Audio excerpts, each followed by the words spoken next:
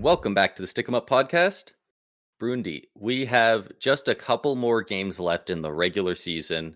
We've got maybe two more games for one, two, or basically done the regular season for most teams. Uh, yeah, it's been a really fun ride watching these teams go, and we still got a couple of teams actually in the running. It really looked like it was going to be locked up at this point, probably a few games ago. But some of the teams that are in those wildcard spots got cold. Some of the teams trying to catch them are getting a little bit hotter, and it's making for a really exciting end to the season. What are your thoughts? Do you think either of these two teams are going to end up making it? I mean, realistically, anything can happen. It's at the end of the day, the teams we're talking about that are on the outside looking in still, surprisingly, to this point, are still in the playoff hunt is Columbus and Calgary. They need a little bit of luck. They need the teams that they're chasing to lose their final game. Minnesota, St. Louis, Montreal, all three of them only have one game left. They all basically need to lose. And then for Columbus and Calgary, they got to go out there and win their last two. So they need a little bit of help from some other teams, but at the end of the day, it is in their hands. If they go out there and win both their games, there's not much more they can do, right? Like, yeah, they did exactly what they need to do. They just need a little bit of help from some other teams. A little bit better chance for Calgary because, you need to just either one of St. Louis or Minnesota to lose, and you've got a chance, whereas Columbus, it's one game for Montreal, and you need Montreal to lose in regulation at this point now. Yeah, and they had a shootout loss against the Blackhawks, so they needed them to not win that game, and luckily they didn't. They lost in the shootout, but that 1 point really does make it that much more difficult for them to be able to get in there. But we were just talking before we went live here that quite a bit of stuff happened during that game, including a bit of a goofy situation in the shootout, but also obviously the big news. Ivan Demidov. This was his NHL debut, and he brought exactly the amount of excitement to the game that Montreal was hoping for. Like, Yeah. he was absolutely electric out there, goal and an assist. He looked so good out there. Like, both his goal and his assist are like, he didn't fumble into them. Like, those were plays that he made. Like, he made the right moves. Like, it's very early to say. Like, it would be too early to say. But if you were judging based on that game, he already looks like a top 5 player on that team. In the terms of the offensive skill he brought, he looks great.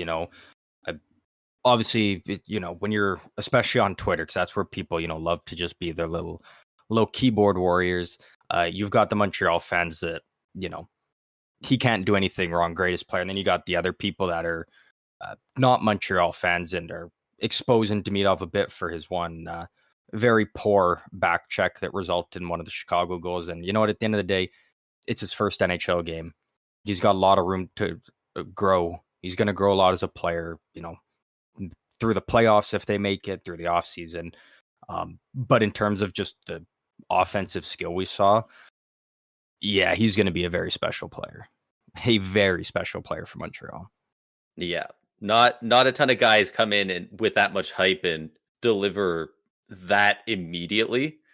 And yeah, man, the Bell Center was so loud. That was really cool to see just how excited they are for him and the fact that he delivered so quickly. Only to lose to Chicago. Yeah. Tough. Yeah. It's tough.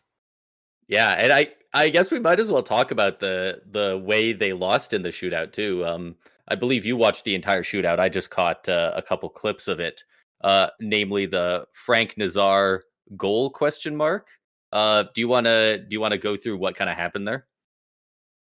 Yeah, so if you didn't watch the game, go watch the highlights. You'll be able to kind of see the whole thing unpack there and get a better visual representation of what happened. But essentially, Frank Nazar went first in the shootout, pulled off a pretty nice move and scored, put it right into the back of the net behind the main middle post.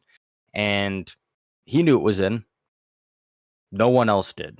Well, maybe Montembeault. I feel like Montembeault probably knew it was in, but why would he say anything, right? Yeah. Refs didn't know. I don't know how. The ref was clearly in view to see it pop into the back, and It moved the they said, net, the yeah, netting. Like, they said how do you no not see goal that? for whatever reason. Patrick Laine goes out there next for Montreal. He shoots, and I think it was Teravainen was about to shoot for Chicago. Don't know why it wasn't Bedard, but whatever.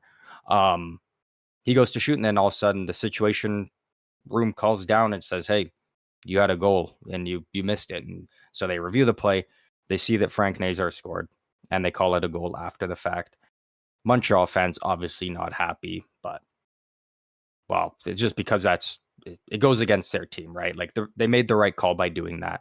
That was the perfect way Most fan to bases do it. would have been upset. Yeah, Like, well, like especially all, when like your they know playoff it's a hopes are goal, on the line. Like you win that but shootout, you clinch, right? So yeah, to kind of lose in any fashion hurts, but especially something like this, like you can kind of be like, oh, we got screwed. But at the end of the day, it was the right call. It's I'm again, really we were glad they talking made it. last episode about things happening in the league that we've never seen before, and now we get another instance of it here. Um, so overall, good job by the situation room to call it down. They made the Yeah, right call. They made sure that the goal was awarded, and again, for very, Montreal fans, at the end of the day, don't go to a shootout with Chicago. Don't lose to Chicago in a shootout. Like yeah. you had They like one of the easiest opponents in the league tonight to clinch, and you couldn't. So Yeah, yeah, and that's the way it goes. I'm just so glad that they did that, that they called it a goal, because we've seen so many times where afterwards they know that they got it wrong and they're like, "Yeah, we fucked that up," but Hmm. it's very WWE rules, kind of like the ref didn't see it. It's like once that next face-off puck drops, we can't go back and change it. No matter what happened, now we're in a different dimension where we can't change what happened. And luckily, especially because it's in a shootout, there's no plays. It's just one guy shoots, then the other guy shoots. Luckily, it doesn't affect what happened with line A, so they don't have to worry about that. So they just simply said, nope, Frank Nazar now has a goal instead of a miss, and absolutely the right call. Yeah, yeah. At the end of the day, it was the right call. They, yeah, because it would have And looked really they and got a point scummy if still. Montreal won, and then it's like, oh, we clinched the playoffs, but it's like, okay, yeah, but Chicago scored and they didn't award it. Then it's like, you know, and it just feels weird for Well, every team. Maybe not especially if the Montreal, next two but guys all miss. Could you imagine if it ends and the Canadians win with one goal? yeah. And it's like what if they score that one goal in the fourth round of the shootout, where it would have already been over if Frank Nazar scored? Like, then it's a whole thing, right? And not only that, but also, this is right at the end of the season. There's a lot of stuff riding on this. There's probably a Demidov's first game. There's probably a decent bit of money. There's probably a lot of people betting on this game. Do you imagine how many hundreds of thousands of dollars probably are put on either team winning and it gets called wrong? Like, that would have been a I huge know thing. 63% of the people that bet on an anytime goal score picked Demidov in that game. So they went home happy at least. Yeah. It was 63%. Jeez. Yeah. But I mean, makes sense. yeah, like Like, why who? wouldn't you, right? Like that's the perfect guy to go with in that game. Yeah. The rest of the percentage was probably all on Bedard. So, Yeah. but yeah. But like we said, Columbus needs to win their remaining two games. And again, for Columbus, it does have to be in regulation. They have to win both of them in regulation just to tie Montreal in points. But then Columbus would win the tiebreaker with 30 regulation wins. So I know Montreal plays Carolina in their final game, and Columbus has Philadelphia and then the Islanders. So Doable. two games very doable for them. Montreal's playing Carolina, but Carolina's already locked their playoff spot and they can't move up or down. So they might have some guys resting, or maybe because of the whole Sebastian Aho offer sheet thing, they might want to be the team that can maybe put the nail in the coffin for Montreal and knock them out of their playoff spot. That would be pretty cool to see if they just roll their full lineup and just go full steam. So Yeah. the Do you door's know still what open the for other Columbus. do you know what the next tiebreaker is? If It if would they be win one regulation and win overtime one wins. in shootout? Regulation be plus regulation overtime? over. Yeah, and Montreal has that one locked up. Okay. So they do 100% need to. Yeah. Yep. Columbus needs two regulation wins, and they need Montreal to just lose in regulation to Carolina. And you know what? I bet there's a lot like a lot of those teams that if they were playing Montreal in that last game, they would love to play spoiler. Teams love to be the Well, one to decide another team's season. Like that's what I'm saying, right? And especially because there's a lot of dislike between Carolina and Montreal because of the Aho offer sheet that occurred. So yeah. Carolina would love to get a little bit more revenge and keep Montreal to the playoffs. Because the next year I think Montreal's for sure in the playoffs. But if Carolina can keep them out for this year, I'm sure they would love to be able to do that. Yeah. One last thing before we move on from talk about them and also the shootout. I'm just looking online, and it looks like on the Chicago broadcast, they knew that it was a goal the whole time, and like even in their graphic and stuff, even though that they called it no goal on the ice, in their broadcast, they like had the check mark, like they said it was a goal. They were talking about it as a goal. They showed replays of it going in the net. So you know what? As soon as it was consistently called a no goal, if I don't know if Toronto's situation room was on it right away on their own, or I wonder if they were getting a shit ton of phone calls saying, "You guys got to check this," because it sounds like everyone in Chicago knew the whole time. I was gonna say, I was watching. I was like, that was a goal, wasn't it? Like I was so confused. And the only access I had to the game was through Prime, and their shootout scoreboard thing is fucking atrocious. Like it's one of the worst things I've ever seen in hockey. Yeah, and I was sitting there like, it was like I was so confused. I was like, isn't that a goal? But you can't really tell because their thing is so shit. But I was like, I'm pretty sure that was a goal. But yeah, it was overall really weird situation. But again, good on the league for actually handling it the right way, even if it pisses off a big fan base. Yeah. Speaking of 4 big fan bases who are pretty pissed. You want to? You found this stat. You went and digging, so I'll let you be the one to present this one. So this is the first time in all of NHL history that this has happened. And that being that all 4 American original 6 teams are all missing the playoffs in the same year. This is the first time ever that the Boston Bruins, the Chicago Blackhawks, the Detroit Red Wings, and the New York Rangers all missed the playoffs in the same year. And I mean, it's kind of crazy that it's never happened, but it does also make sense. The Bruins were crazy good for several years throughout the 70s, 60s, 70s, and into the 80s. The Red Wings had a 25-year playoff run. Like, it makes sense that it's never happened, but they really all had to line up for it to happen because obviously the Blackhawks in a rebuild, but the Red Wings, they missed out, but not by a ton. The Rangers missed out, but not by much. They won the Presidents last year, and the Boston Bruins they were like, I think, out of nowhere. It was either 4th or 6th team in NHL history to miss the playoffs after winning. I think it was 4th. Yeah, so that's pretty embarrassing for them. Are they the last 2 teams to win the Presidents? The Rangers and the Bruins, or did someone else win it in between? There might be a year in between. I think you're right. You're right, because last year was the Rangers, year before was the Bruins when they lost to Florida in round 1. So yeah. So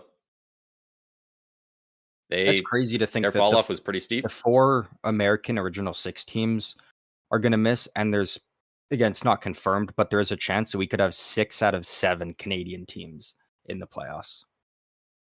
Sorry, Vancouver, you're clearly the odd one out here, but man, if you told me Montreal makes it and Calgary gets in, if you told me 6 out of 7, I would have had to take quite a few guesses before I said Vancouver's the single one that doesn't make it. At the start of this year, I probably list now we know for sure because it's clinched, the President's Trophy winning Winnipeg Jets. I probably would have guessed they missed before Vancouver. And it's not Vancouver looked strong last year. How good we thought the Central was going to be. Nashville really fucked that one up, but The Yeah. Central looked like a wagon going into this season. And Yeah. obviously, we know Just what happened with Nashville, and Winnipeg has been, won the presence. They've been the best team in the regular season this year. Potentially yeah, have a heart-winning player on their team. they've had a Looking more and crazy more year. likely. I was looking at a graph the other day, and it was just showing the across the entire season, uh, the team's points per game. Yeah. And if after 16 games in the year for Winnipeg, if they just played 500 hockey, just, win, loss, win, loss, win, loss for the entire rest of the year after the first 16, they would have finished in the same position as the Toronto Maple Leafs. Wow. Like, they, like, because they went, what, 15-1, 14-2 in their first 16? Like, it was nuts at the start of the year. So they've really knocked out of the park this year, and they're looking to break the Canadian Stanley Cup curse right now. Front Yeah, I runners mean, to do it. yeah, it's definitely possible. I guess we should quickly go back because we did kind of gloss over it. For Flames fans, the path for Calgary, or just people who want Calgary to make it, Minnesota needs to lose to Anaheim in regulation for Calgary to pass them, and Calgary obviously needs to win both their games. And St. Louis just can't win. Yeah. Or if I guess St. Louis could win if it's in overtime or shootout. Does And then Calgary really have the? Calgary's got to win both their games in regulation. And they would have the tiebreaker? Yeah. Because then St. Louis would be 31, Calgary would be 32. So basically for St. That's Louis, crazy. all you're hoping for St. Louis is just don't win in regulation. Any other outcome is fine as long as Calgary just goes out there and wins in regulation. Minnesota, you need them to lose though. If Minnesota gets even 1 point, they're clinched. So Yeah. Man. And you know what? We said for the people wanting the Flames to win, that does not at all include only Flames fans. Winnipeg Jets fans, Avalanche, all these top teams in the Central and just in the West in general, they would all of them, much rather play the St. Louis or the Calgary Flames than the St. Louis Blues. yeah, Like, not a lot of teams want to play the St. Louis Blues right now. They've lost their last couple games, but beyond those, 3. they've looked scary. And even in their losses, they still look decent. Like they still look looked like a very good incredible team. against the Jets in that loss. So, yeah, I Yeah, like think they're there's on going a to be a 3 lot game of people losing cheering streak. for the It's Flames. lost 3-1 to the Jets, but again, it was a 2-1 with an empty netter. Lost 4-3 to Edmonton. That's when McDavid came back, and I think that was one where Edmonton took the lead with like 20 seconds left. Yeah. And then you lose in a shootout to Seattle. That one's a little bit tough, but again, still a close game. Went to a shootout. So even in their 3 losses, still competitive, still looking good. So yeah. So there's a clear path for Calgary, clear path for Columbus, but at the end of the day, focus on what the other teams are doing, but above all else, you got to go up there and you got to win 2 games in regulation. Yeah. Man, I get that they want to that they think it's the best way to win the games now. I can't see this team being iced as a worse team by taking out Jake Bean and putting in Zane Parekh in his place. Yeah. I really think they should be putting him in there, not just to season him a little and get him prepared, but I think he just helps you win. I think I'm sorry, Jake Bean, I love you, but you're not quite it right now, Yeah, for a team that's like starving for offense, and again, the worst offensive team in the league this year, why wouldn't you put in a young defenseman who just put up over 100 points and over 30 goals in the OHL? Like, I get it, maybe you don't want to put a rookie in that situation when you're fighting for your playoff life, but if he's helping you potentially get even one extra goal a game, I think you take the risk. Yeah. the high upside player. He can help out your offense that struggles so hard. He's got something to prove. It'd be his first 2 NHL games. Like, he's got so much to prove. I just there's so many reasons for him to go out there and bust his freaking ass. And, you know, Yeah. I'm not saying Jake Bean doesn't try, but like, we've seen how often these narratives, Ivan Demidov showing up and going balls out on the Blackhawks. Like, these guys come in and they can change a game. And I don't see Jake Bean going out there and changing a game. It Yeah. doesn't have to be Jake Bean. He Watch just him go out feels there like the tomorrow and 6th score defenseman to 2. me. Watch him go out there and score 2 against Vegas. They play next. And you know what? If Jake Bean goes out there and puts up 2, I will eat my words happily. You'll have to publicly apologize. I will dip my words in sweet and sour sauce. I'll go for it. I'll make a YouTube apology video. There we go. But yeah, best of luck to Columbus and Calgary. I don't know about you, open, but I'm rooting for both of those teams. Yeah. I want them both to make it. I mean, if Montreal is in, fine, because I think that would be incredible. I think the atmosphere would be awesome. It would be. I would be, just the thinking about it, I'd be more. I get the whole, now that Demidov's here, like Demidov versus Ovechkin. I think personally, I'd still be more excited for Columbus versus Washington. Yeah. I think just what you can get out of that series, and a lot more physicality and nastiness, and especially kind of being more rivals within the same division. I'm more, excited for that. But again, if Montreal is in, I'm okay with that, because I think that'll be an incredible story for them. And then for Calgary, it'd be great to see them get in and see Dustin Wolf again basically carry this team into a playoff spot. And it would be Dustin Wolf versus Connor Hellebuck. That's a fun matchup. That's pretty good.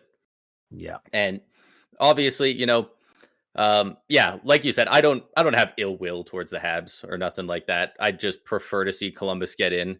A main reason being just the entire narrative around that team and around the Flames this year. Coincidentally enough, obviously, with the unfortunate passing in the offseason of Johnny Gaudreau, like, the fact that these are the 2 teams that are still in there, still fighting for it, just is absolute cinema. If they both make it, it'll just be, how can you not be romantic about hockey? It'll be perfect. Yeah. Like, it would just be absolutely perfect. And that actually kind of ties into one of our next pieces here as well, because a 2025 NHL draft prospect by the name of Ethan Whitenbach won the USHL's inaugural Johnny Gaudreau Award. Or sorry, it's just the Gaudreau Award, in memory of both Johnny and Matthew Gaudreau. The award is for, you know what? I'm gonna bring it up here. I'm not gonna paraphrase it. I'm gonna actually really read the proper criteria. thing. Yeah, I don't know the criteria for. I know about what it is, but I feel like should probably do it some justice. So yeah, I think that's the way to do it. I'll bring that up here, but he is a draft prospect that is slated to go in the 2025 draft. Ethan Whitenbach, I believe he's projected to go somewhere in the early 200s, which is about the early 7th round. So like barely in the rankings to get drafted, but who knows where he's going to go with this? Like, it depends what the award's for. Like, if it's a Lady Bing thing, that doesn't. Yeah, so it's not like the league's Hart Trophy or nothing like that. Here it is. This award was created to honor their legacy and serve as a shining example of excellence, character, and heart, both on and off the ice. It's just an award for being good in the community and representing what the Gaudreaus represented in the hockey community. So it's not like a playoff MVP or nothing, but it's, for a guy who was already slated to probably get drafted, maybe he goes from a late 7th round pick to a mid 5th, something like that. I don't think an award like this one. The thing is, at the end, he's got good stats. You look at him, 44 games played, 24 goals, 27 assists, 51 points. 5'9", 180 pounds, so a little bit undersized. But I think with those numbers alone, I think a team will take a chance on him regardless. I don't know where in the draft it'll be, but looking at what he kind of brings, it, yeah, there will be a team that'll bite on him. And congrats to him, to win, be the first one to win that award is obviously got to be a pretty big honor. Got to be well deserved. So congrats and you know what? to Ethan for that. I don't doubt it. It helped him being like you said, 5'9". You know, that's very Gaudreau energy there as well. On ice excellence mixed with joy, enthusiasm, care, and responsibility throughout the game of hockey. Yeah. So there you have it. So congratulations to Ethan. Hopefully a good team drafts him. And good luck to both the Flames and the Blue Jackets going to make the playoffs. Yeah. Speaking of Ethans, a guy whose name is nowhere close to Ethan, Matthias Ekholm. We are kind of talking about his potential situation going into the playoffs. We now know for sure that he's out for round 1 of the playoffs for the Oilers. Least. So again, it's like we said, before we were kind of speculating, we now know for sure Edmonton will be without their best defenseman going up against LA Kings. Their injury profile is just insane with the amount of guys they have out right now. And, guys who are going to be returning, but are obviously still going to be banged up going into the playoffs. It really could be LA's year. Like, I know people love to use that excuse. Oh, you can never bet against McDavid and Draisaitl. Like, if you bet against them, you're crazy. Well, if they're both already pretty injured and the rest of the team is like pretty injured, it's going to be tough, especially if LA's got home ice. We've already talked about it. LA's the best home ice team in the league this season. LA's finally got that goaltending. LA's finally got a much deeper team. Like, again, I'm not saying not saying, I'm counting Edmonton out, but I'm saying if there was a year for LA to finally get over that Oilers hump, this is by far the year to do it. Like, this is the year that they've got I think I would peg them as the favorite in the series. Not by a lot, but I wouldn't go that far. Like, it's 3-0 for the Oilers. Like, I definitely get all the reasoning and it all makes a ton of sense, but it's just one of those things of like, at this point, they're just like, they have, no matter what, if they win the President's Trophy, they have to be the underdog against the Oilers until they beat them in a playoff series. Like, the fact that we just keep getting these two teams is so weird. The only reason I'm saying the Kings is because, again, you look at how banged up Edmonton is. Yeah, and they're you look at what has been the sole thing to, you look at the last 3 years. Edmonton beats LA because Draisaitl's got like 8 goals. McDavid's got like 12 points. It's literally those two. And if they're both really injured in LA, that's obviously going to be a key point for LA. It's going to be every chance you get to hit them, you lean into them like you're working them, because without those two, they're not much of a team. And if they're already hurt, again, I think it's still going to be a very close series. I'm not counting out Edmonton, but this is the one year where I'm kind of looking at, I'm like, if I had to pick, gun to my head, who's winning, this is the one year that I would pick LA. Might change depending on maybe Edmonton's magically, like, everybody's healthy come the start of the playoffs, but as of right now, I don't love it for Edmonton. I think they're playing right now, actually, at the time of recording. Yeah, it's 4-0 in LA right now.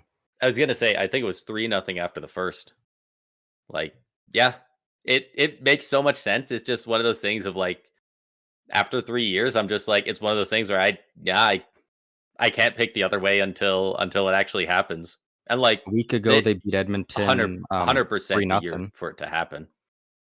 So don't want to jinx it, but Kemper's gone through 5 periods in a row here in the last week and a bit against the Oilers and hasn't allowed a goal. And that's a huge thing for the Kings, right? Is is They play so well defense. Well, they play well defensively, but also despite them playing well defensively, they didn't really have a goalie that could steal them a game or stand on his head and, keep the Kings in it if they're having They a haven't rough had night it since Jonathan offensively. Quick. Yeah, and that's a big thing that the Kings finally have that they didn't. Like, we know the narrative was Stuart Skinner, but every Oilers Kings series, it was Edmonton still has the edge in the goaltending department. Yeah. Or at least finally has that. Dave Riddick, Cal help as Peterson, well. Yeah, they really haven't had a guy like Darcy Kemper might just squeak into that final Vezina spot. Like he might be in that top 3. Stanley Cup champion goaltending too, which is very huge. A lot of people don't. He knows what it takes to get really there. think about it, but yeah, Kemper was the missing piece for Colorado there when they were looking for a goalie, and they got Kemper for 1 year, and that was the year they won the cup. That's all they needed. Maybe that's a story for the Kings. Always in the fight, but didn't have the goaltending. Maybe Kemper comes there, and which is crazy because they play such a good defensive system. Cup, but yeah, like their defensive system is so good. I can't believe. Yeah, like I just can't believe they haven't been able to find a goalie to put up decent stats for them. Really, since then. Cam Talbot did. Cam Talbot was pretty solid for them. When did he play for them? Cam Talbot. Was that super recently? Was it last year or the year before? Good God, was it that recently? Oh wow. Yeah. Okay, well I definitely thought it was at least maybe 3 years ago. Cam Talbot. LA Kings 23-24 season. You're right. A 9-13. Yeah, that checks out. Only played 3 playoff games, so he missed 2. I'm not sure what his playoff stats were, but they do not have them on here on HockeyDB. All they have is his playoff scoring. He had 0 points.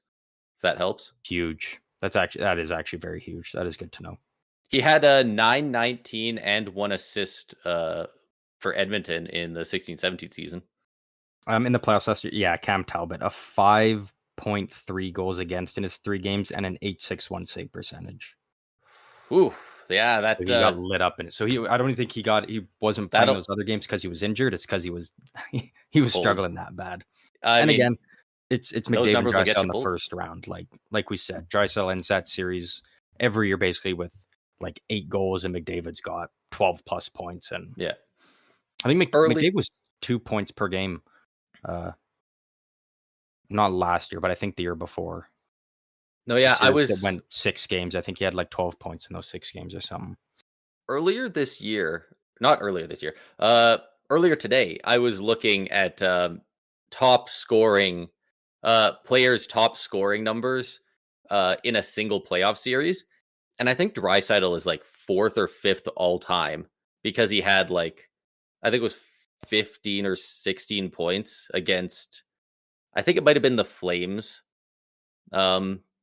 in one of these recent years. But then right below that, there was both Draisaitl and McDavid against the Kings. And Draisaitl, I think, showed up twice for series against the Kings. They've had multiple times where they've just dropped over 10, 11, 12 points on this poor Kings team. And most of those series aren't going 7 either, so they're not even getting that many kicks at the can to get all these points. They're just going 2 points per game on them year in, year out. Man, if they can play that incredible defense we know they can play, they've played it all year in the regular season, it's definitely going to make it a lot tougher on this Oilers team. And yeah, there's some teams where I'm trying to think of an example that's not Tampa, just so I'm not permanently self-glazing. So say it's a team like Toronto. If you say you cover Matthews whenever he's on the ice, you other person cover Marner whenever he's on the ice, you still got to account for Morgan Rielly, William Nylander, Matthew Nyes, those guys. They still got killers. With the Oilers, it lives and dies off of Draisaitl, McDavid. You could just the fastest motherfucker you can find, put him on McDavid, the guy who it can stick to Draisaitl the best in whatever way you want to think of it on Draisaitl whenever he's out there, and just everyone else just play 3-on-3 and just like don't even focus on the puck, just focus on harassing these men and just do your best, because like it is fully those two. But yeah, like that's really the Kings know that. Yeah. Yeah. Long story short, I'm I know a lot of people are on the camp of, oh, I don't want to see Edmonton, LA for the 4th year in a row. Like I get it, but it feels very different this year, to me at least. This feels like it's not a walking in going like, oh, we know Edmonton's winning this one. It's just how long can LA survive for? This feels like a year where it's like either team genuinely could win. Either team could literally sweep the series. Either team could win in 7 and 6. Like this series just feels so wide open because of the so many narratives that are involved now that haven't been in recent years. Yeah. The one thing that gives me pause is just, I know it was either last year or the year before where a lot of people started saying in a similar way, this feels like a different LA team they could do this year. And it's clearly more evident this year than those past years. But like, people were really like, I think the Kings could do it this time. And then they just got pummeled. I think whatever year that was, they got beaten 5 and it wasn't even close. That was last year. No, but this year is so different. It is, but like we are saying the same thing. No. So it's the Kings team last year compared to this year. I can give you, well, we already talked about Darcy. Oh, they're so much better. They're so much better. But it's just the fact that we were saying that last year and then but they just got pumped. Brant Clark, you have Quentin Alex Byfield's Ferrier, taken a huge step. Quentin Byfield, Alex Ferrier, who's come out of nowhere and has been a stud. Warren Fogle is a 20-goal guy for him. I think Fiala just put up a career high in goals. Might have, yeah. Kuzmenko's come in since the deadline, and a lot of people are underwhelmed with it. Me in particular, I was. He's a point per game guy. The areas that the Kings had holes in, they fixed them. Yeah. So I get it. Yeah, everybody always says, interesting oh, to it's see a different though. Kings team, but this year is definitely much better than what they've had in past years. 100%. And it's not even close. That's not even close. They do have Tanner Jeannot as well. He's currently out, but that's a bigger body, and that's a tough guy because we know Edmonton's got some big guys that play hard. Beef. The Kings are going to need some guys like that. So having Jeannot, it's probably not going to put up any points, but does help in that area of physicality. Yeah. Speaking of a little bit of physicality for that. Speaking of a little bit of physicality, Paul Cotter of the New Jersey Devils has been suspended 2 games for his hit to the head on Adam Pelech of the Islanders. Yeah, seems about right. 1 or 2 games, I think. I don't think it was malicious at all.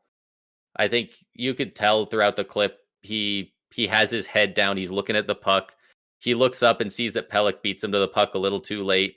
He doesn't stick out his arm or anything to hit him in the head, but his shoulder still goes straight into his head. So it's not on purpose, but it was a hit to the head. So I do think he needs at least some sort of suspension. I think 2 games is a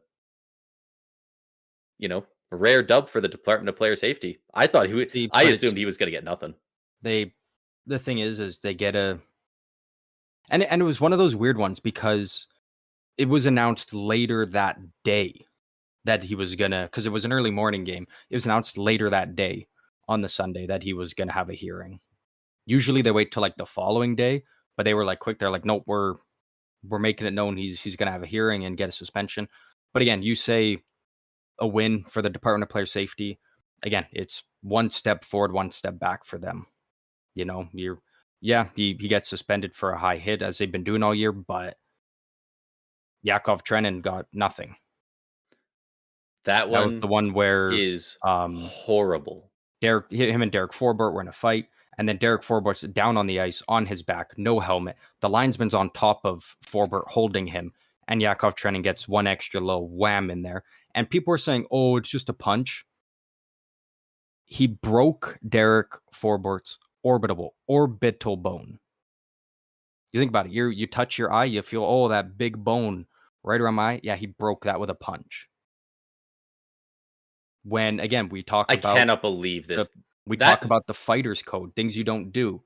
A guy's on his back, defenseless, no helmet, linesman on top of him, holding him down, and you throw one more wham in there. Like, that's such coward shit, and I'm blown away that there wasn't any kind of discipline for something like that, because that's when I said awful. When I said that I expected there to be no discipline on Paul Cotter's hit, it's because that happened.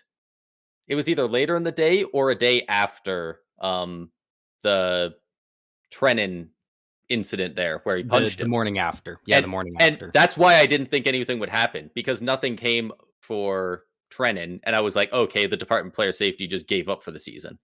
Like, because that's so bad. In my opinion, this is worse than what Chatfield did.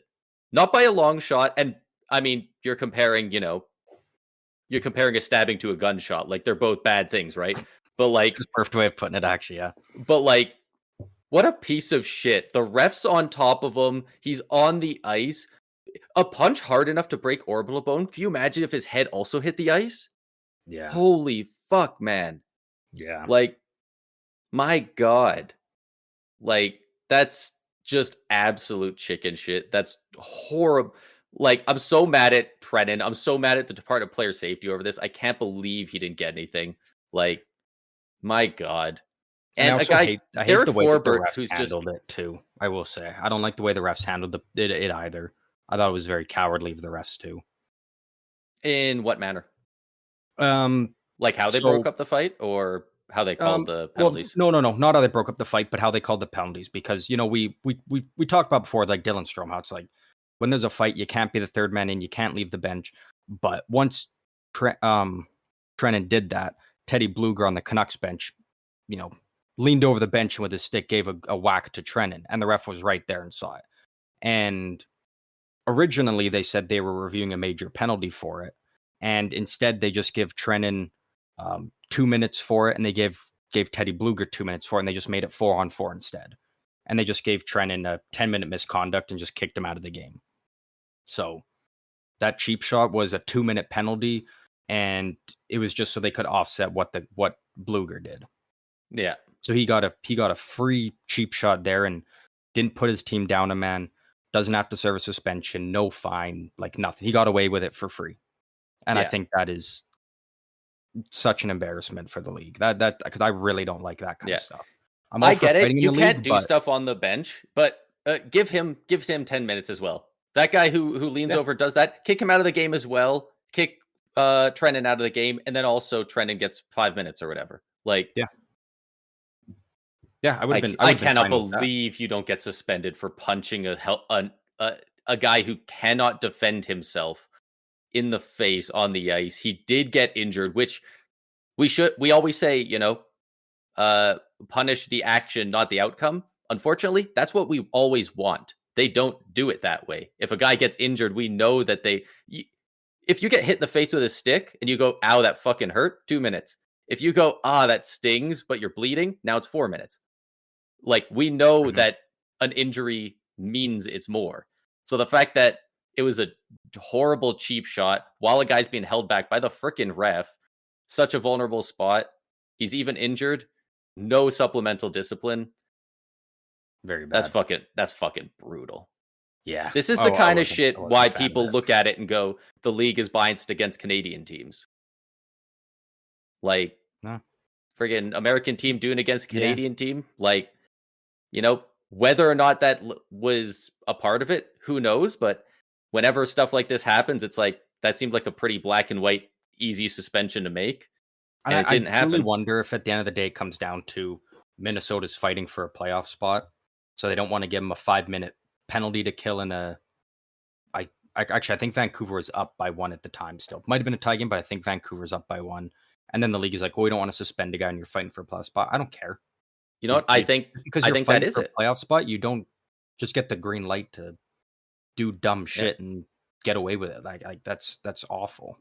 Yeah. And you know what? I think, you know what? I'm full on board. I 100% think that is a reason. I think George Peros is a tough guy, and he's thinking it's the end of the season. First of all, in general, he doesn't like suspending guys, but also end of the season, he's already thinking in playoff mode. He's already thinking 2 game suspension equals 1 game. He wants to see this team get in. He likes the fights. And you know what? Gary Bettman's not going to tell him no, because we know he prefers American teams. They're fighting for the playoff spot. It's punishing Vancouver, a Canadian team, in the game, and it's punishing Calgary if Minnesota wins. And Calgary also definitely, even as far as Canadian teams go, definitely not a huge revenue driver. He would much prefer Kaprizov and the Wild get in. I'm not saying he made a phone call, but if the bad call happened and it was against the Panthers, maybe he makes the call and says, actually suspend him. It gets harder and harder every day to defend him. Yeah. This is one of those ones where I just see it and I'm like, there's no justification for they're not doing anything, but we should move on from it. We've discussed it enough, obviously. Not much more to say. Department of Play Safety, again, it's they take one step forward, but then it's one step back right after that, and we just keep going in circles with these guys. Yeah. Also, just going to throw out a quick, hopefully Adam Pelech is all right. He was obviously cut by his visor on the hit to the head from Paul Cotter. But we know Adam Pelech, pretty storied history there with some concussion issues. So hopefully he doesn't have one from this, because that would really suck to see. Yeah. Couldn't have said it better myself. But with that, I think we just have one more thing here. Oh, we actually have two. We got two. You know what? I'll do the top one first. Marie-Philippe Poulin scored the other day for Team Canada in the Women's Worlds. And she passed Hayley Wickenheiser. She's now at 38 goals all time for Team Canada, and that puts her just second at this point, second all time, only 2 goals behind Jayna Hefford to tie the all-time women's Canadian goal record.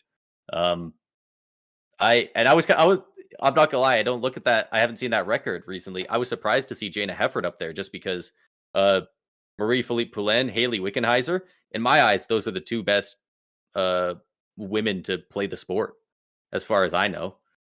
So I was surprised to see Jayna Hefford above both of them currently. But congrats to Marie-Philippe Poulin, in my eyes, the GOAT of women's hockey, and just continues to cement her spot among the greats. Yeah, couldn't agree with you more. Couldn't have said it any better. Congrats there. We do have still 2 things. Do we want to talk Rangers or Sharks first? We got 2 different. We have Rangers news. I'm not seeing it here. You got the ones just above it in the notes here. We got. Oh, jeez. Oh, okay, good. It's not a good thing about the Rangers. Yeah, no. I thought I was gonna have to talk about them positively. There's nothing good with the Rangers, and this doesn't help. Rempe had a goal and an assist tonight. Oh, okay, that's pretty good for the Rangers, actually. That's huge.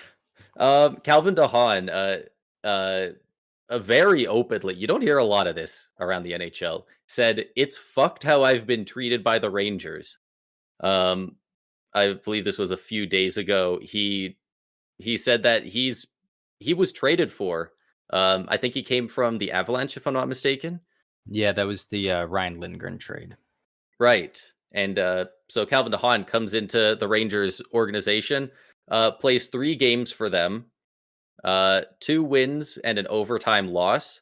I think I saw that the 2 wins were also shutouts. And he does well in those 3 games, and he's been a healthy scratch the entire rest of the season. Just hasn't got to play. They haven't played him. They just refuse to. And he is fired up. He is pissed off. He is mad about how they've handled it. And he said that he was going to talk to the media and absolutely go off on the Rangers organization. And then, I believe he said that in between periods at one of the games. And the next period happens. He's clearly talked to by some higher ups, and he goes out to the media afterwards and he says, "I'm not going to say anything now. I'm pissed off, but I am going to say." He says, "I have a lot to say by the time the offseason comes around, when the season's over." Yeah, in those 3 games, you are correct. They shut out Nashville and the Islanders. DeHaan was a +4 in those 3 games, and he had 12 hits. So I mean, I don't, and then you why scratch him you for shouldn't over a you? month. Yeah. Jeez, they're not exactly doing well. In fact, their penalty kill has been pretty bad. They could use some help from a good defensive defenseman. So I really don't know why they've been scratching him, but yeah, I'm so excited. I'm so excited. It really does sound like he's not waiting till July or later. It sounds like he's waiting till game 82 ends and he's gonna fucking let Oh, him yeah, have it. he knows he's obviously not coming back. Whether the Rangers want him to or not, he's not gonna come back. Yeah, if they wanted So, him, he'd tell him to pound sand because they freaking scratched him for what, 15, 20 games in a row? yeah. And that is on, like, the coaches, that's not the upper management. Um, but yeah, once the season's done, yeah, I'm very curious to hear what more of his comments are. Is he gonna just start is he just gonna talk about how he was treated, or is he gonna talk about, like, what goes on in that locker room? Because we know, obviously, very tough year for the Rangers. There's obviously lots going on, like, and he's not gonna care. He's obviously very frustrated. He doesn't like the way he's been treated, so he feels no love or loyalty to the Rangers. So Okay. we might get These some quotes were juicy gossip. also at a morning skate, not during a game. He said he would Oh yeah, talk because before the he morning wouldn't be skate, and then talking. after the morning skate, he said that he will talk at the end of the season. I But say he it said wouldn't he be will be after a game very because transparent. he's not playing, and Yeah. so yeah, But we'll yeah, wait to see what happens on that. But I'm very curious to hear all the juicy gossip that hopefully is gonna come from this. yeah. I'm very excited because everything he said, like, unfortunately, a lot of hockey players grow up being hockey players. They do their thing, they kick ass at it, but then a lot of them aren't very educated. A lot of them aren't incredibly well spoken. A lot of his quotes, it's like either he's a smart guy or he's had time to think about this.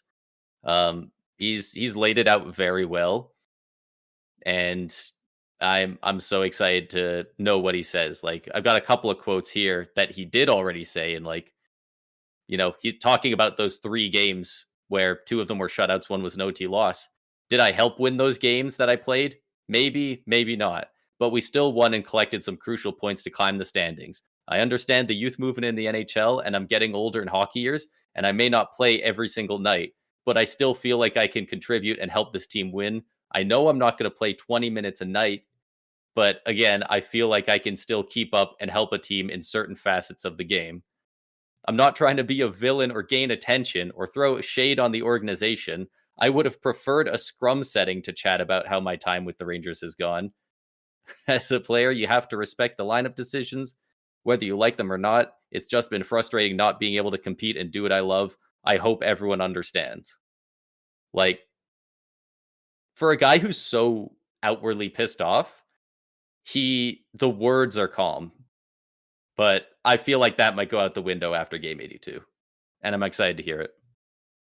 Yeah, yeah. Again, can only really kind of speculate. Don't fully know what exactly is going to be said or whatnot, but we'll obviously be keeping an eye on that because Yeah. I would love to hear what he's got to say. And this just keeps compiling on just harsh vibes over in New York. Like, the it was just they were on top of the world last year winning the presidents, and then you force Goodrow out. He has a no trade, but not a no move. So you threaten him with AHL time, or not even AHL time. You threaten him with waivers, and you'll go wherever. So they said just go to San Jose. Then they trade out their captain in Jacob Trouba. Like, the vibes were so cursed by that. So many of their guys were underperforming. It was bad. The Shesterkin contract thing would kind of took a good bit of the media coverage there as well. Now stuff like this, bringing in a guy like JT Miller, who's so uh, just always a catalyst in the locker room, whether that's good or bad sometimes. Like, there's just been so much going on with that locker room. It's absolutely crazy. I wonder, like, fuck, I wonder if there's guys sitting there going, "Hey, any of you guys going to UFA, don't put Rangers on your agents list. Don't pick up the phone." Well, Like, I think that might start to become more and more common. Rangers are obviously for the longest time a very desirable destination because guys want to go play in Madison Square Garden. They want to go live that good life in New York. But when you start to look at it, if they're not going to be a strong contender every year, and then on top of that, now you look at over the past 2 years or however long, and you look at the treatment of players, and especially maybe we don't know what DeHaan's going to say, but if it's not a lot of good stuff, yeah, Rangers might start to be a team where players are like, I'd just rather not. Yeah, it'd be cool to go play for them, but the way that the organization is right now and how players are getting treated and whatnot, I just don't even want to bother with that. It's very possible. yeah. And also, kind of lost in that news, Gabe Perreault got signed to an ELC there about a week ago, and I don't know if he's played yet. I think He's played 3 games, but he's been a healthy scratch now. So it's like, oh, okay, yeah. So he's you're been already healthy out of the scratch now. playoffs. Why are you not just playing him? You've already burned a year off that ELC. Why not just give him more playing time? Like, there's no reason to be sitting him. Yeah. But again, it's the Rangers, and again, Well, sure, we're gonna hear a especially whole lot of stuff over about him guys pretty like soon. Rempe. Like, No, like you said, he had a goal and assist tonight. you know what? Fair enough. And Making you big know what? I'm plays. sure Laviolette knew he would too. Probably. But we Yeah. move on from the dumpster fire that is the Rangers currently. I'm sure they'll be back at some point soon. But I believe we got Oh, one yeah. other piece of news here that I will leave to you. Yeah. So originally, was just going to leave it pretty open ended, as obviously the initial news coming out from San Jose was tomorrow afternoon. General Manager Mike Greer and team captain Logan Couture were set to hold a press conference. That's the way that all the initial reports were put out there. That's the way that the team addressed it. So I was just going to leave it at that. But to literally nobody's surprise, 5 minutes later, Frank Seravalli has to go out there and says Couture's announcing his retirement tomorrow. It's like, I don't think Couture wanted it to be put out there, but he wanted to be the one to say it. He wanted to announce it. Frank Seravalli's like Because the of course he does. last person players want. Because Seravalli, again, I really do respect him as a writer, a journalist. He's always getting the inside scoops, but to him, it's always business first, player feelings, relationships secondary, and then he wonders why some players aren't the biggest fan of him, and it's because of stuff like this. The team made it very clear. All these other reporters made it very clear. We kind of all know what it's going to be, but it was very apparent that Couture wanted to be the one to make the announcement. He wanted to be the one to break the news, and of course, Seravalli can't have that. If he can be the first one to put it out there, he will, because he gets all the credit for being the first one to put out. So I think that's very scummy. But Frank Seravalli did get his comeuppance later today. He said that there was a contract that was signed and it's a done deal. And then it was very quickly said by officials that no, it's not. So he's lost some street cred tonight. So I'm very happy to see that. But again, not saying for sure, but it is expected that Sharks captain Logan Couture will announce his retirement tomorrow. This comes from a lingering groin injury that Couture has been dealing with for the past 3 years now, 20 months or so, give or take. Has not played a single game this season, only played 6 last season. He was able to get 6 games in before the injury flared up again and forced him to be out the remainder of the season. So again, not confirmed. We'll know for sure tomorrow. but all signs are pointing to Couture announcing his official retirement tomorrow. Yeah, and it really sucks, it's especially seeing some guys like Landeskog making a big comeback. He scored in the AHL the other night. Uh he's making this big comeback. It sucks that, that probably gave a couple of people a decent bit of hope, maybe Couture can do something similar, but obviously it's a very different injury. And um yeah, it really does look like it's likely to be that. And yeah, it just sucks, man. Couture was always one of my favorite players on the Sharks. Like a great player that just transcended his own game as soon as the playoffs came around. He was so good in the playoffs. Like if the Sharks won in Yeah. 2017, do you think he wins the Conn 2016. Smythe? 2016? Yeah, without a doubt. Like, And if they won in 2019, that's when they went out to St. Louis. And again, call me biased if you want, but I do firmly believe if San Jose didn't have the long list of injuries they had by the end of it, I truly believe that they would have won the cup that year. And I think he would have won it that year. Actually, there was a stat here. I'll see if I can find it. I think it actually might have been from Frank Saravalli. And if it was, I'm not going to give him credit for it. I'm just going yeah. to say an anonymous source put it. 'Cause it was actually pretty incredible, his some stats from his playoff run here. Yeah. It's from Steve Dangle, actually, so even better. Oh, hell yeah. So Couture's playoff stats, this goes from his rookie year in the 2009-2010 season to his last playoff appearance in 2018-2019. So a run of whatever, about 10 years, but we'll say 10, 9 11 years. because San Jose did miss the playoffs in 2015. Couture played 116 games. That is tied for 6th. 48 goals. That is second among players. 101 points. That's good for 4th. 53 even strength goals, but that's clearly not right because that says 53 and goals he only had 48. But even strength points, he had 64, and that is good for 4th. Power play goals 16. That is good for 3rd among players. So pretty incredible playoff performer. Yeah, And he was so one good. of the few that, he was part of that original core for the Sharks. And yeah, I mean, him and Vlasic, the only ones that were there till the end.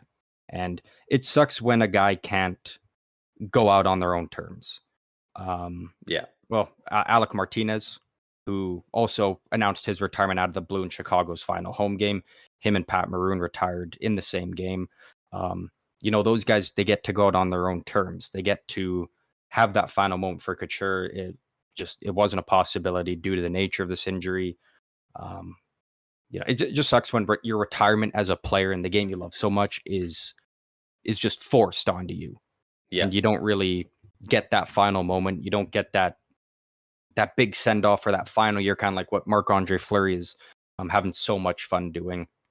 It really sucks for guys when you try so hard to keep coming back from an injury and you know that you can't.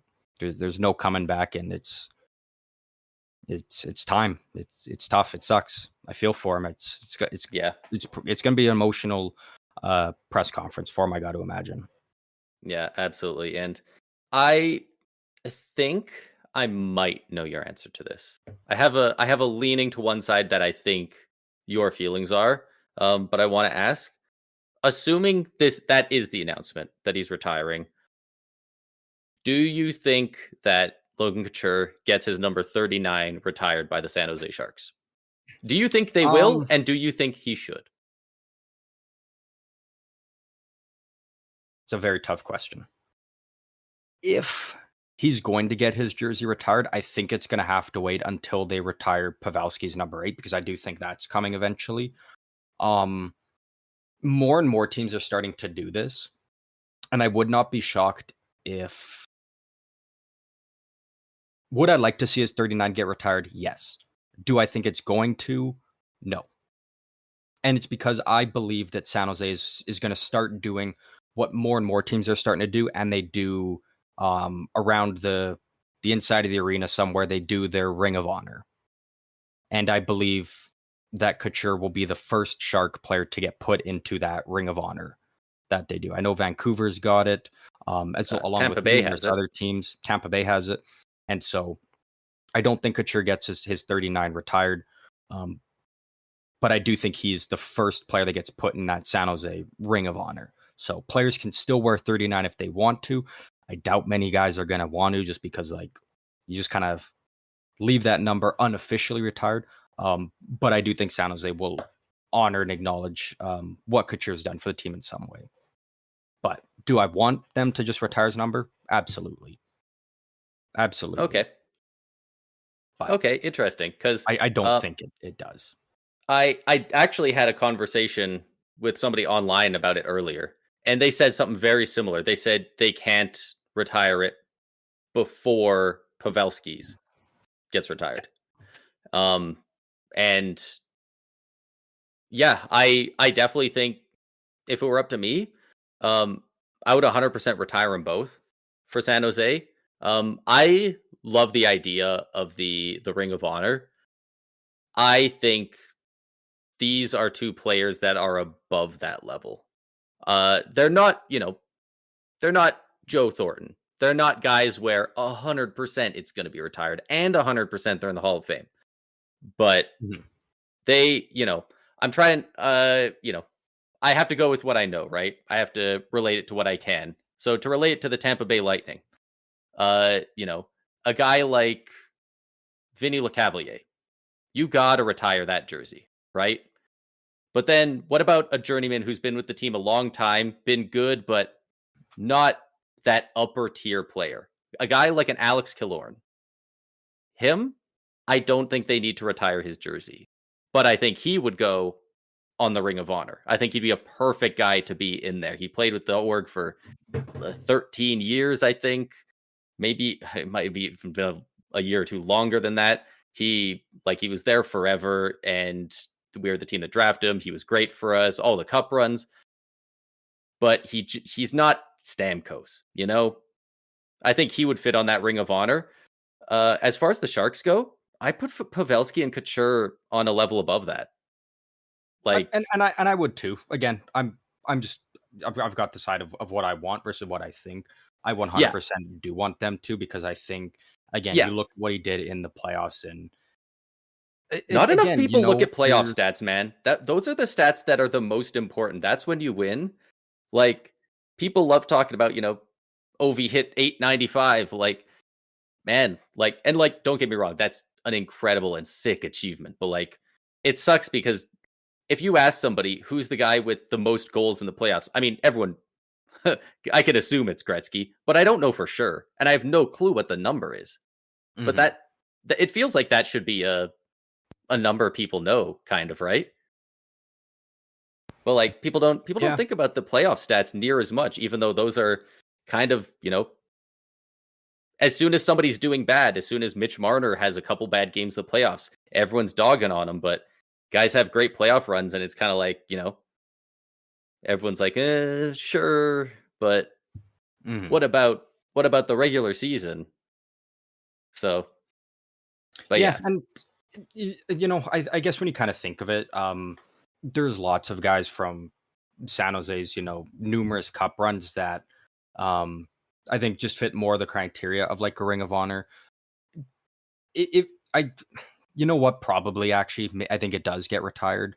I do think Pavelski needs to come first, and then Couture, and then I think to wrap it up from that core that you ran with for so long, and it'll take a while because these guys are still playing.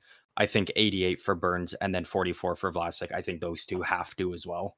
100%. And then you've got guys I think that are on that tier lower, like a guy like Thomas Hertl, who, if he played his whole career with San Jose, absolutely would get retired. But because he wasn't there long enough, that's a guy that would probably fit that Ring of Honor criteria. Yeah, that's a perfect example. Yeah, the more I think about it, Couture probably does get his number retired. When you think about, and first, he was a captain, and for how long he's with that team and how important and how much of a staple he was, You know what? Yeah. I always go back to the same argument in my mind, and I think that a lot of other people hate this argument, but at the end of the day, I think it's the most important argument, and that is, would it feel like shit to see somebody else wearing that jersey? If somebody new signed with Tampa and said, "I want to be number 17, like Killorn's number, or 18, Palat's number," you know, might be a little weird, but I could get past it. If some guy shows up and says, "I want to be 91," you can go to hell. Like, you don't get to wear Mhm, that, right? mhm. And Yeah. I definitely don't think anyone should be wearing 8 again for the Sharks. And I feel pretty confident that I don't want to see somebody else wearing 39 either. Yeah, I guess the best way I can say it is, without a doubt, 8 and 44 are for sure getting retired, and And Sharks fans 88. may feel different, and that's fine. But this is how I feel: if you don't retire Couture's 39, you can't retire Burns' 88. Then Yeah. if retire them both, fine with me. But I think it would not be a good look Burns gets in before if Couture, Couture I didn't think. get. I But think they're right about the same, because Couture was like a lifer. Like, his whole career was you know with what? the That's Sharks. fair. Like, he And never that left. matters. That 100% Yeah, matters. there was that. He was very committed to. He was even there. At the I think start the of the Norris whole. does a lot as well. Yeah, and that's the thing. The But Norris does help, but you think about when the rebuild kind of started to happen. Burns was the first domino to fall. Going to Carolina contender cup chase. Um, Contract negotiations didn't work out. Pavelski walked. You lost Thornton. You lost Marlowe. Marlowe did come back and then set the all-time games record and then retired. But like, yeah, Couture was there, and even during the rebuild, he was asked if you want to get traded. He said no. I want to, and that's what makes this retirement announcement difficult. Is he was so hopeful about the rebuild. He had faith in what Mike Greer was doing and said, "No, I don't want to go anywhere else. I want to be a leader here. I want to stick this rebuild out, and I want to come out the other side when we're a young competitive team again."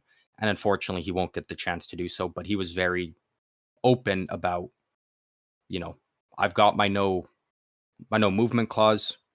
I'm not leaving. yeah. Like, that's So awesome.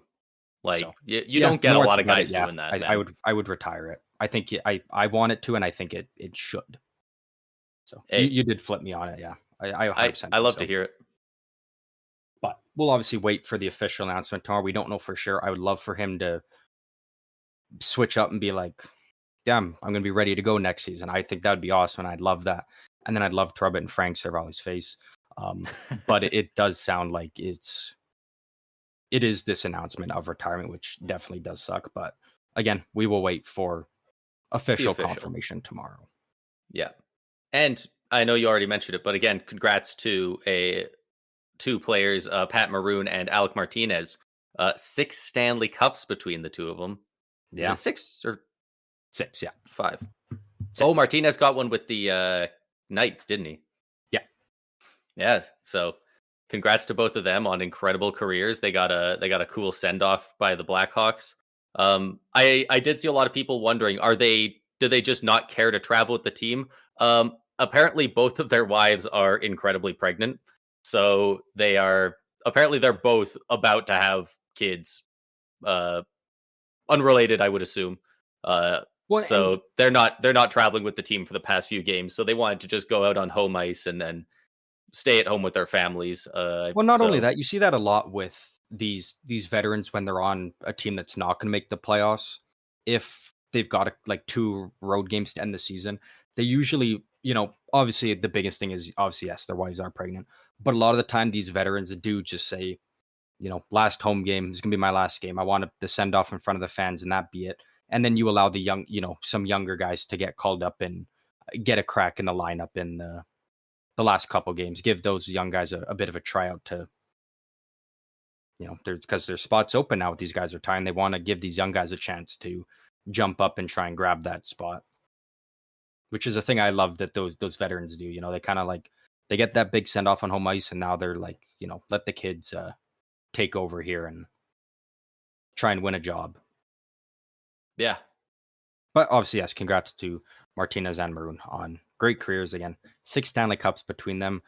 A guy with 3 Stanley Cups, Phil Kessel, hasn't announced his retirement. And I feel like he never will. I feel like Phil Kessel is one of those guys. It's like he's a professional poker player now. It's like he's obviously, he is. He's obviously not coming back to play, but Phil Kessel's totally that type of guy to be I totally forgot. Yeah, I never retired. Technically still an active player. When he's 60, so he's still he's still the Iron Man. Yeah. When he's 60, he could be like, hey, someone sign me. I'm still active.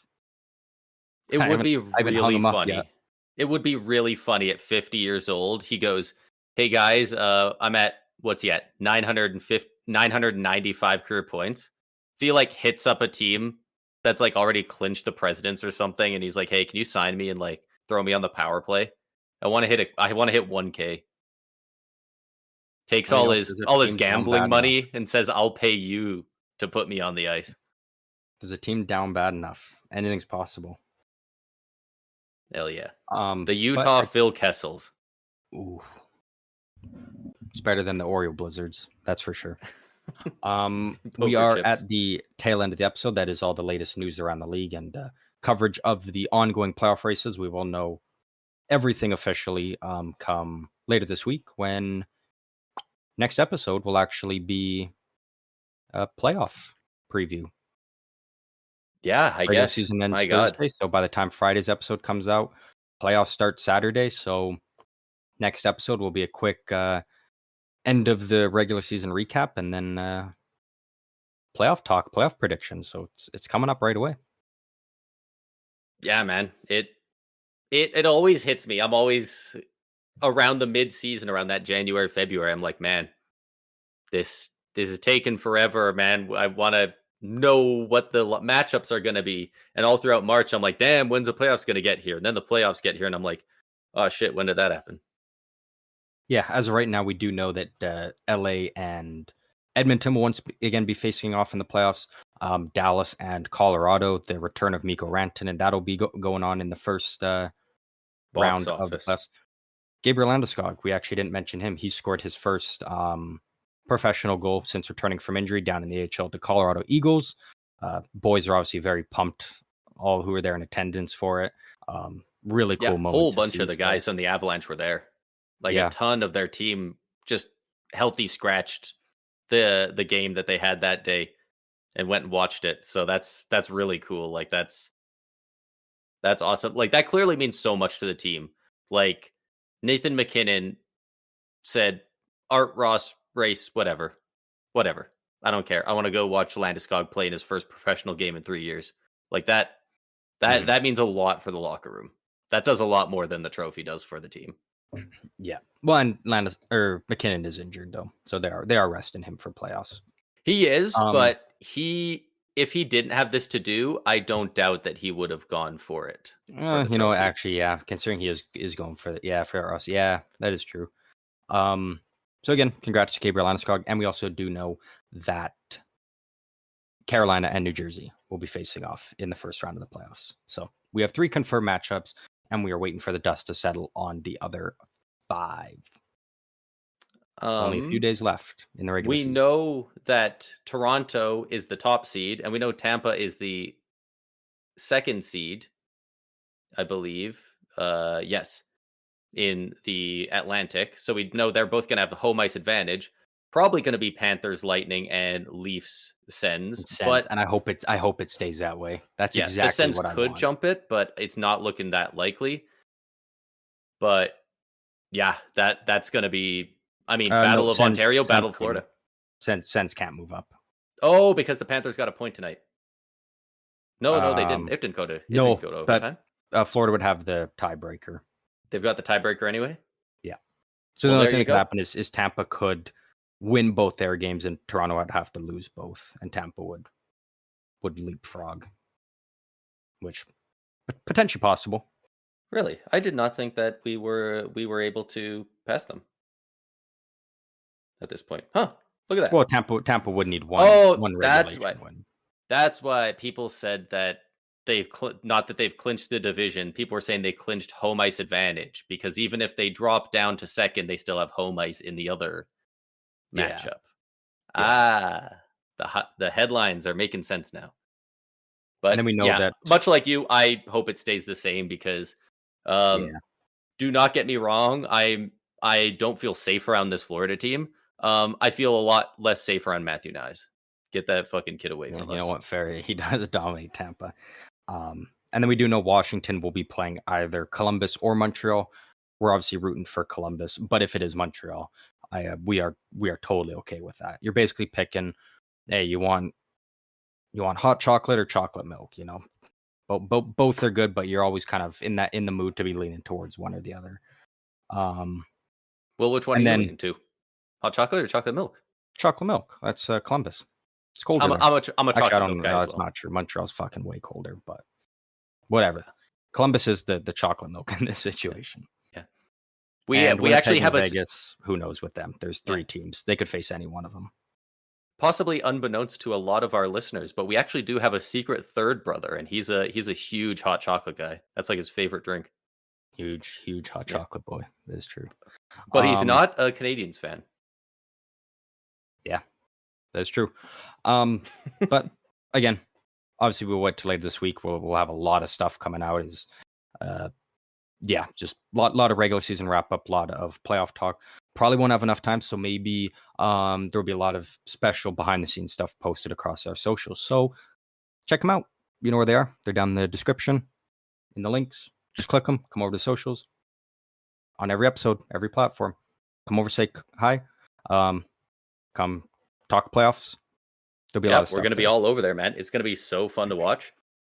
And especially if Tampa gets eliminated early, I'm going to be all over that. I don't got much else going on at that point. You're just going to be spewing bunch of garbage, and I can't wait. No, yeah, Well, I'm going to be full actually, I of don't know. hate. I can't really say I can't wait because I do want to see Tampa go on a run, but I do want to see you Yeah, go crazy. So at some point, you will go crazy, and I can't wait. But for sure. that is all for later this week. To wrap this episode up, it is time once again, Braden, for Guess the Player. Guess For the those who are players unfamiliar back. with this game, it has been we're actually on a bit of a trend here. The last two times we've done it, it's been a month span. We did it February 14th, and then the last time was March 13th, and now again April 14th. So maybe we'll stick on the trend of every month you go up and fight yourself. But for those who are unfamiliar with this game, pretty simple. Braden can only ask me yes or no questions, and he's got to narrow it down until he thinks he knows who the player is, and he only gets one guess on the player. And your record is 8. So we'll see if you can beat it. If not, you can just keep on your 100% of always getting the player right. But today I did not pick this player. You didn't. I asked ChatGPT, I said, give me an NHL player, active NHL player. And I was given a name. And that's the player we're going with today. Oh, that's scary. That's scary. I'll say on a scale of 1 to 10, like 10 being difficult, 1 being easy, 3.5, 4. I don't think it's super hard. Okay, so it didn't pick some fourth line scrub that I wouldn't know of easily.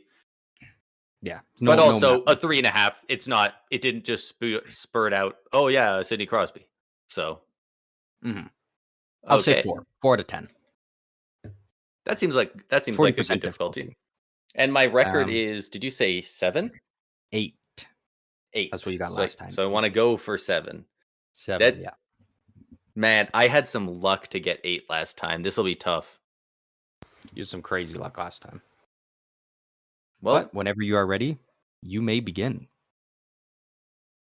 Well, I guess I'll have to start with trying to probably narrow down the team. I would have to think. So how do I want to go about this? If I have to get it in 7 to improve, 8 to tie, I don't think I can go conference then division. I think you just fire from the hip and you just try and shoot a team. Just go for the team. I would love it. Just throw 1 out of 32. Don't get me wrong, I love it, but it's tough. How hard is the team to guess? I guess it's a 32 out of 32. It's 4 out of 10. I don't know. I don't know. Okay. I don't know for that one.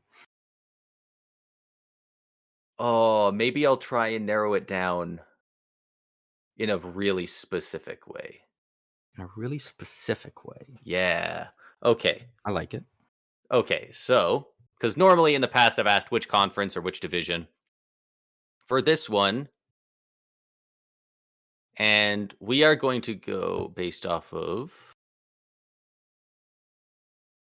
We're going to go based off of the team name, not the city.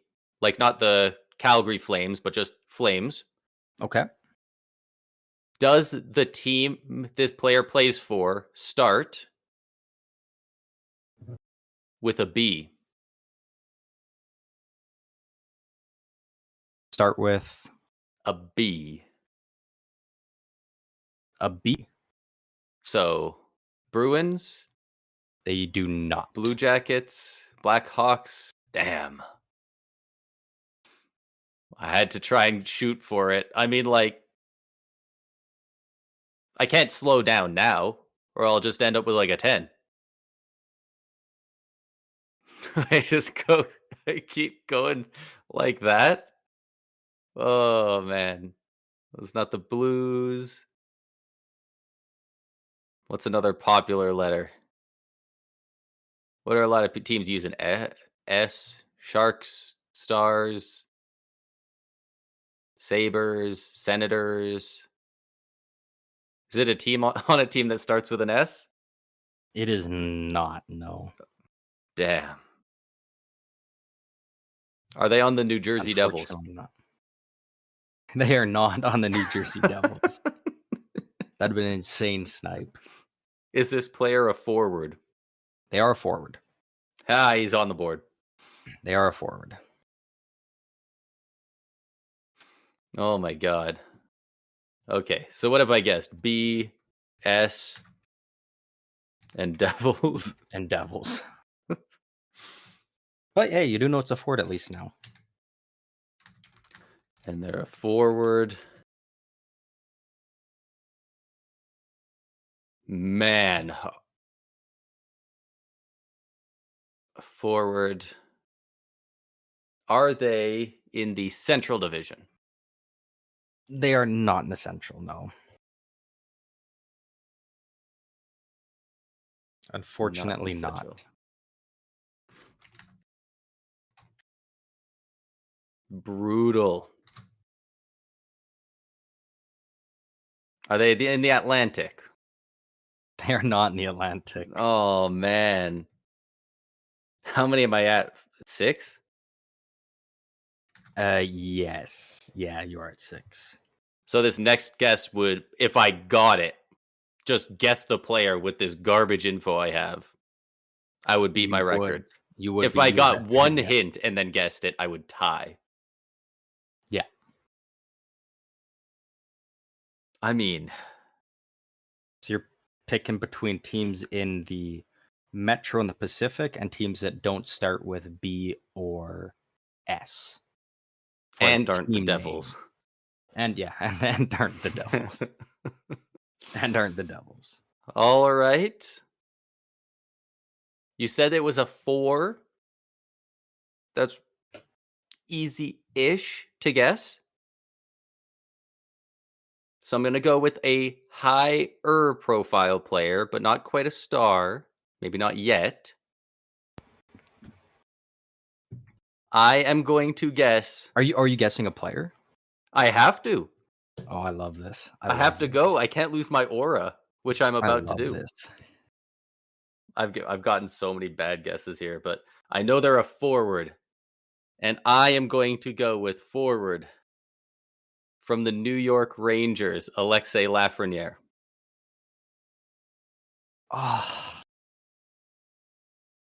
Similar kind of concept. I was gonna say JT Miller, and I figured that would be an easier number, so I swapped to Lafreniere. At least tell me it's not Miller. No, it's not Lafreniere. It's a player from a Western. Oh, it's way the hell over in the frickin' Pacific. Yeah.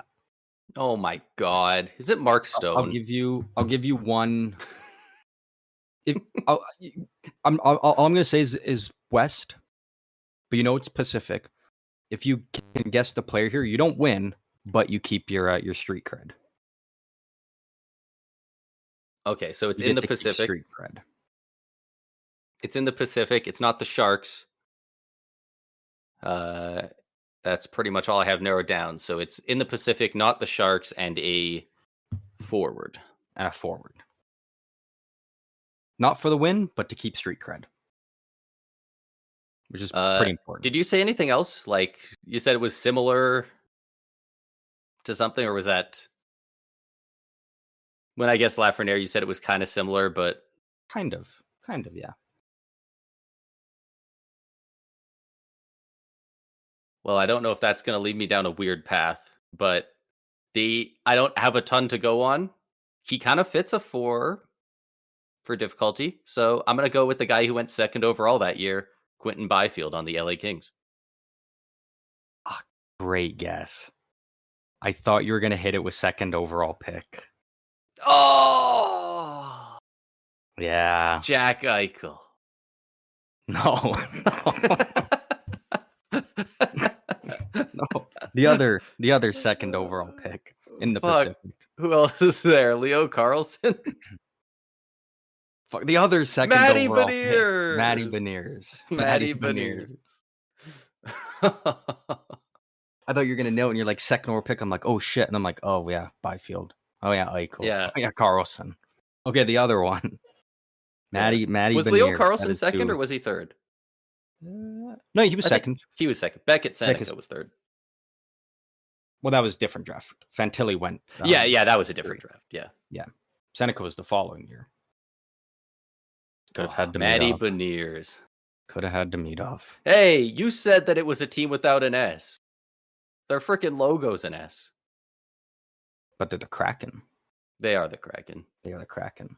That's when you said S. I'm like, shit. If you just said like full thing, but I was like, Seattle's got an S, but Kraken, nope. Damn. Well, I thought you were gonna snipe it there. You were. That was good. That was good. You get a little bit of street cred. You do lose some, but you get a little bit. Yeah, considering the questions, I had to go goofy with the questions. I had to try and get it early. Maybe I should have just went for a division first guess instead of trying to guess. I thought that might cover more teams than it did. It really didn't get that many. Yeah. Maybe I should have gone with shorter name teams, like it has 5 or less letters or something. Ooh, we can end on this. We're talking a bit earlier about Oilers-Kings playoff matchup. It sounds like Quinton Byfield left the game with an injury after mixing it up with Darnell Nurse. So Nurse, something to keep an eye on. Obviously, we talked about how Quinton Byfield would be a big X factor in the series for the Kings. Obviously, had a goal tonight. Game just wrapped up, so don't know the extent of how serious it is, but obviously that is going to add, a little bit of fuel to the fire between these teams. Have you seen anything matchup? about any other injuries? I don't know if he was injured, but Darcy Kemper played for most of the game, and then David Riddick was in for at least 5 shots. Ooh. So don't know if there was really a reason behind it between the two. Because LA did win 5-0, and that means with the Kings win, that will put them up to if this already has so they'll put the Kings up to 103 points, which means they have clinched home ice advantage over the Edmonton Oilers in round 1.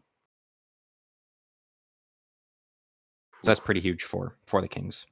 Yeah. Darcy Kemper. I'm not seeing anything about him. It just says they combined for a. Yeah. Maybe they were getting greasy around the crease and they said, fuck it, we're not risking anything. Who knows? It sounds like he was just pulled from the game. Precautionary, this game is very much out of hand. Yeah, fair. Celebrini, 25 on the season. Yeah. He also scored. Yeah, but San Jose. Not related, but I saw it. Lost. Hey, 10 in a row. Man, fucking tastic. What a team. Hell yeah. Vibes Nobody tanks. about to get even worse tomorrow. Dude, are you kidding me? Like, no team in history has had vibes that good on a 10-game losing streak. Actually, though, it's Nobody's team has looked happier doing it. And that's like a good thing. yeah, that is actually pretty crazy. That is very, very nuts. Yeah, think of how was Buffalo feeling earlier this year when they lost 10 games? Not as good as San Jose feels. Yeah, nowhere near as good. That was bad, dude. I thought their building was going to burn down. Yeah, That was awful. Also, times are tough shout out out here. to Emil Lilleberg against the Sabres the other day. Scored his first ever career NHL goal. He was the Congrats, first leader. NHL goal against a Pee Wee team. Yeah, and he was the player who played the most NHL games without an NHL goal up until that point. Really? Oh, well, there we go. That's pretty cool. Yeah, so congrats to him for finally getting one. After the game, John Cooper was asked about it. He was like, "What? I thought he scored last year." It's tough. That's tough. He was like, "I knew he didn't have one this year, but I thought he had one last year." It was his 111th career game. Wow, long time coming. Definitely not his game to create offense, but like he jumps up into the play more than you'd think for a guy who hasn't accidentally tucked one in 111. And So and good for knowing the him. way we know hockey and how things go, game one of the playoffs, he's scoring. Yeah, probably. Put money on it if you want, because I bet it's gonna happen. I don't know. Nick Perbix is going to siphon all his goals on that third pairing. Ooh, that's very true. That is very true. If he I can could hit the see net. Lilleberg's usually gets saved. At least his hit the net, you know? that. Yeah. But that will wrap up everything for this episode. Once again, hope you all enjoyed. If you want to talk hockey, you want to get in on some of the playoff talk and playoff previews and whatnot, come over to any of our socials and chat with us. We will have lots of stuff up on there. Is very quick turnaround from the end of the regular season. Lots of stuff to discuss there and the playoffs. So a lot of stuff won't be in the next episode, but a lot of stuff will still be on the socials for you guys to see and engage with us with. But once again, hope you all enjoyed. And as always, we will see all of you out on the ice on Friday later this week.